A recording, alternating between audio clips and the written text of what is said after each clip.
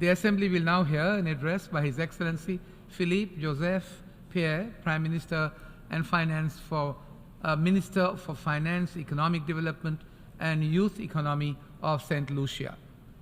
I request protocol to escort His Excellency. I have great pleasure in welcoming His Excellency Philippe Joseph Pierre, Prime Minister and Minister for Finance, Economic Development and Youth Economy of St. Lucia. I invite him to address the Assembly. Mr. President, distinguished heads of state and government, other distinguished heads of delegations and delegates, let me join in the congratulations to you, Mr. President, on your election as President of this august body. This is the first time that a national of your country, Trinidad and Tobago, has assumed this office, and only the fourth occasion that a representative of a Caribbean community state has been so elected.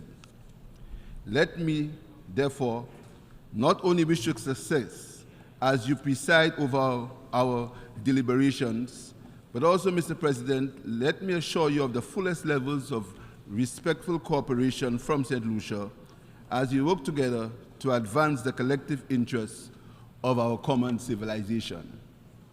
Mr. President, there are many amongst us, the small and marginalized islands of our globe, surrounded by rising seas and scorched by rising temperatures, who are beginning to question this annual parade of flowery speeches and public pretense of brotherhood, otherwise known as the UN Annual General Assembly. What is the point, we are beginning to ask, of meeting here every year when every time the international community is called upon to take the agreed collective actions on the critical issues affecting the poor and the powerless, there is always some hesitation, some delay, once we vacate this historic building. And so, with just 7 years left to the target year of 2030, we are gathered at this 78th session of the General Assembly to discuss accelerating action towards a 2030 agenda because its Sustainable Development Goals, SDGs, are in peril. We have been summoned here to rebuild trust and to reignite global solidarity for the 2023 agenda, when trust and hope are the devalued currency of global dialogue. Despite our greatest efforts to maintain faith and belief in the principles of global engagement, our entire post-independence experience has been one of dashed expectations and institutional frustration. In the 1990s, we watched helplessly as powerful countries utilized the World Trade Organization to dismantle St. Lucia's marketing arrangements for bananas in Europe, forcing hundreds of our farmers into poverty, while these already rich countries provided huge subsidies to their own farmers. When some of our Caribbean countries successfully developed our financial services industries, we were blacklisted and graylisted like lepers and global undesirables. However, the Russia-Ukraine war has now clearly revealed to us which metropolitan capitals are the real tax havens and which are the true pipelines of illicit money. And now today, our citizenship by investment programs, which we have successfully pursued for decades, are being undermined, while the Golden Passport and Golden Visa programs of some OECD countries remain unquestioned, untouched, and unmolested. We nonetheless remain committed to keeping our programs transparent, even whilst we strengthen our due diligence regime. Mr. President, St. Lucia has come to the 70th session to say there must be justice in the relations between developed and developing countries, and that we are no longer willing to come to this annual parade merely to lend our voice to support of this or that global conflict, or to condemn whoever, from year to year, is the new global enemy. No powerful nation's global agenda is more important than our own, and we insist that our legitimate concerns be listened and be acted upon. Mr. President, the people of the Caribbean and St. Lucia have been designated by the African Union as part of its 6th region, which comprises people of African origin, residing outside the continent. We feel ourselves obliged to seek justice for reparations for the crimes against humanity that tore our ancestors from our African homeland and enslaved them in the lands of the Western Hemisphere. It is laudable that for the last decade and a half, the United Nations has been observing the 23rd August as the International Day of Remembrance of the victims of slavery and the slave trade. The UN is also to be commended for proclaiming International Decade for Peace for People of African Descent, which ends in 2024, and we look forward to the proclamation of a second decade. However, the time has now come for the issue of reparations for the transatlantic slave trade and slavery in the Western Hemisphere to become a more central part of the global agenda and work of the United Nations, and not an issue only to be whispered about in the corridors and at the margins.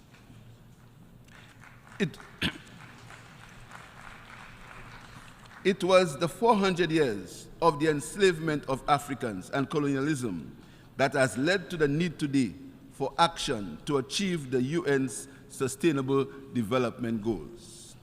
The Secretary General of the United Nations made this unambiguously clear in his message this year to mark the International Day of Remembrance of Slavery and the Slave Trade.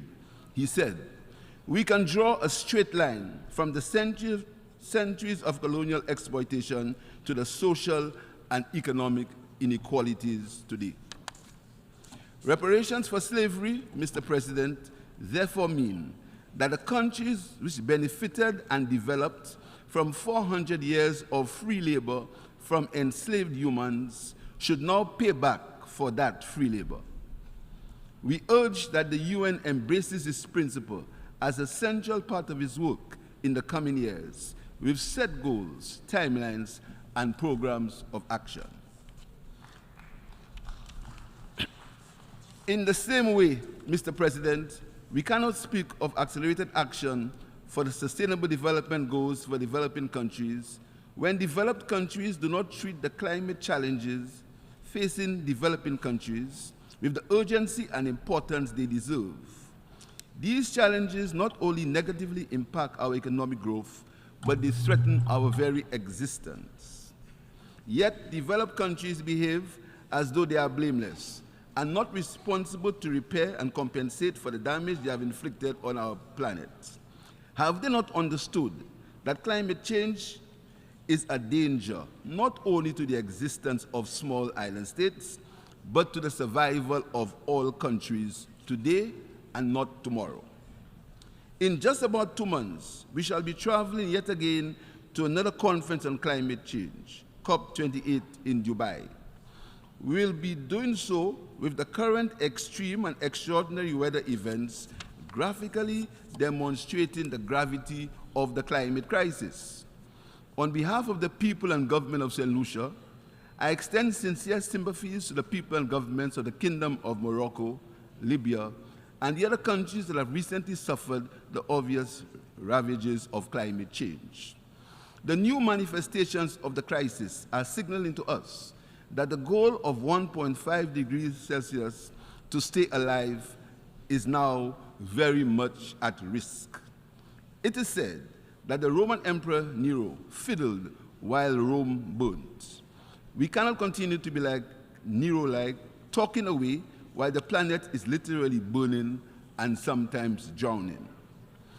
If COP28 is to be transformational and not another disappointing Nero-like conference, then it must deliver an ambitious global climate action plan to 2030 if it is to answer to the necessity for climate justice for developing countries like St. Lucia.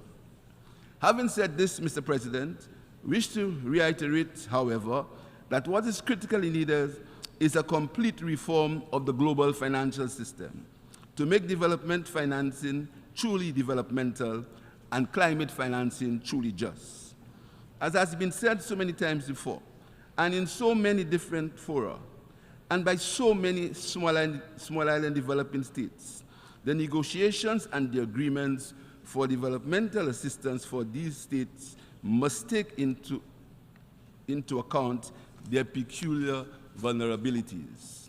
Consequently, one area where accelerated action is certainly necessary is that of the adaptation of multidimensional vulnerability index, MVI, for small island developing states, in order to replace the gross national income per capita as a primary measure for concessionary financing.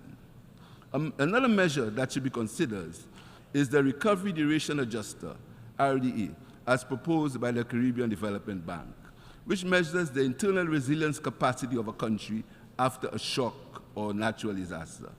It is past time for the multilateral development banks and international financial institutions to introduce these reforms. But global financial reform has to be comprehensive and radical, as put forward in two recent proposals, which I commend to this august body and to international financial institutions. The first is the Bridgetown Initiative, presented last year by my CARICOM colleague, Prime Minister Mia Mottley of Barbados, which argues for resilient finance mechanisms that will address both the climate and developmental crisis facing developing countries. The second is the UN Secretary General's SDG stimulus to deliver Agenda 2030, tabled in February this year. Both plans are an appeal for immediate action, and they provide a practical pathway to sustainable development and climate justice. There is therefore no deficit of ideas for reform of the international financial architecture. There is simply a dearth of goodwill. Mr. President, in the declaration issued in 2015 on the adoption of a 2030 agenda for the Sustainable Development Goals, it was said that there can be no sustainable development without peace and no peace without sustainable development. Today, 15 years later, we are in a world without peace, and the Sustainable Development Goals are in jeopardy. How can trust and global solidarity for sustainable development be rebuilt when the unwarranted Russian war in Ukraine rages on, with its collateral economic damage to other countries the world over, of biting inflation, particularly on high food prices, high oil prices, and shortage of food?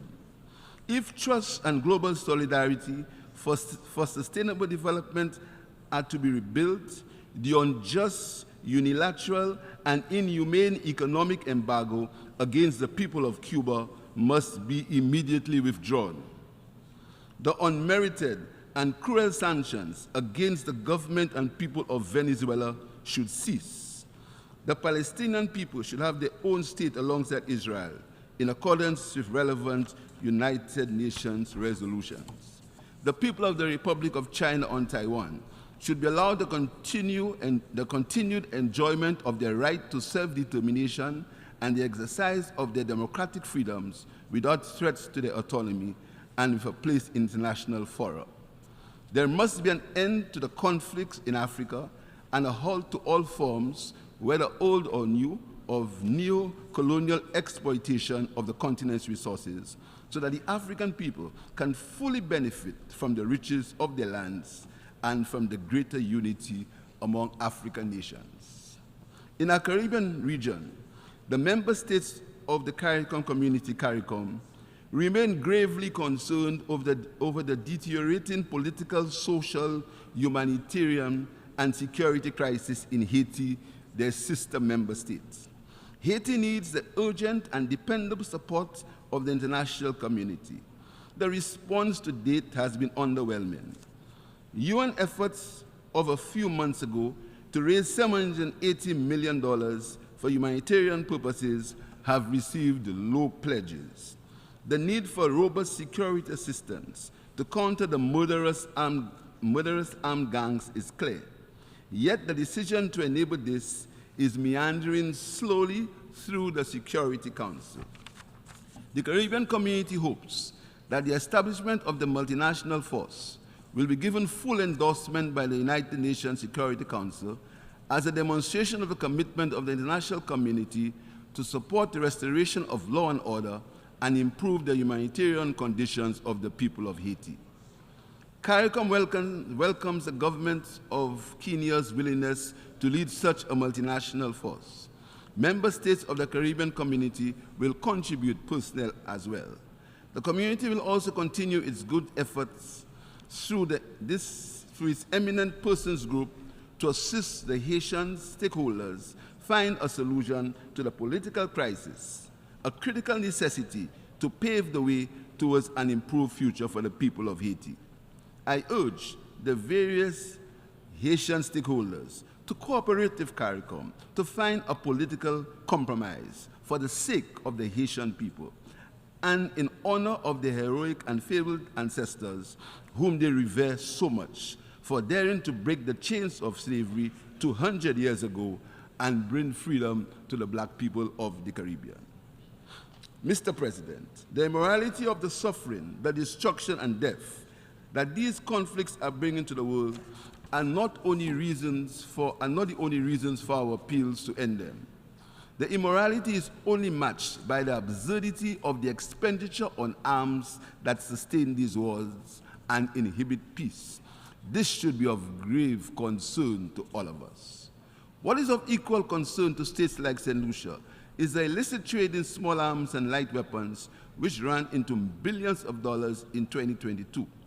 Not only do these arms and light weapons fuel lesser conflicts all over the world, but illegal arms facilitate criminal activities in St. Lucia and other CARICOM member states. Illegal firearms were responsible for 70% of the homicides in the Caribbean community in 2022.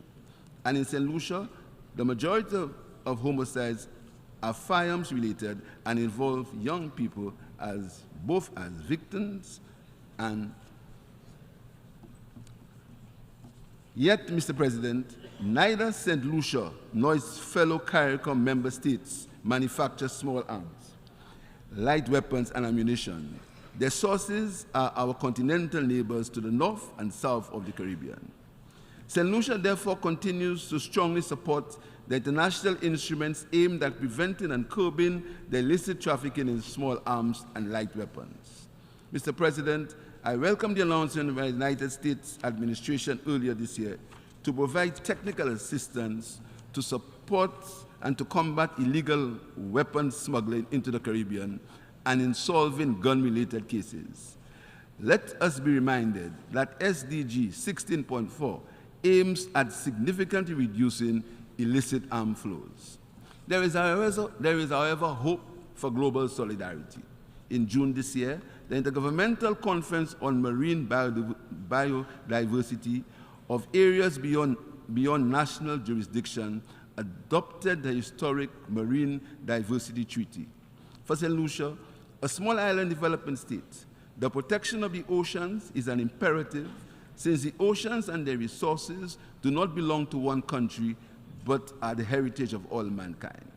St. Lucia signed the treaty this week and we will move towards its ratification in the shortest possible time. Mr. President, I offer my congratulations on the opening of the UN Youth Office. As I said in my address last year, the importance accorded to the youth by the UN is in harmony with my government's policy of giving priority to youth affairs for the creation of a youth economy, in which young people with state assistance can turn their talents, skills, and hobbies into businesses that will provide sustainable self-employment. I'm therefore pleased to report that our youth economy was formally launched in March this year and has been met with enthusiasm and success. To date, about 300 young people in St. Lucia have benefited from funding and training from the government to assist them with starting or supporting their businesses, and the numbers continue to grow. Once again, I invite the international community to engage with us on mutually beneficial relationships and projects to promote the youth economy. Through the youth economy, we are responding to the SDGs, and with my government's policy of putting people first, we are addressing the other SDGs. Mr. President, after the destruction and ruin of the 20th century world wars and the Cold War, one would have thought that the start of the 21st century would have ushered in a new era of global solidarity. It has not. In conclusion, I ask these questions, for which we must all provide urgent responses, as the fate of Agenda 2040 depends on our answers. Is there the political will and commitment to divert financial resources away from destructive activities like wars and other conflicts? Is there the political will to place these financial resources instead into the productive action of responding to the climate crisis? Is there the political will to use these trillions of dollars to end starvation and underdevelopment in the world and provide justice for reparations? Is there the political will to put people first and not weapons first? Is there the political will to develop trust and build a lasting peace that will rekindle our sustainable development goals and lead towards prosperity, progress, and sustainability for all? For the sake of us all and for future generations, we must find it. Mr. President, to quote St. Lucian-born Nobel laureate, Honorable Derek Walcott, hope is not a thing to be deferred, but a thing to be pursued with all hungry passion of our existence. I thank you.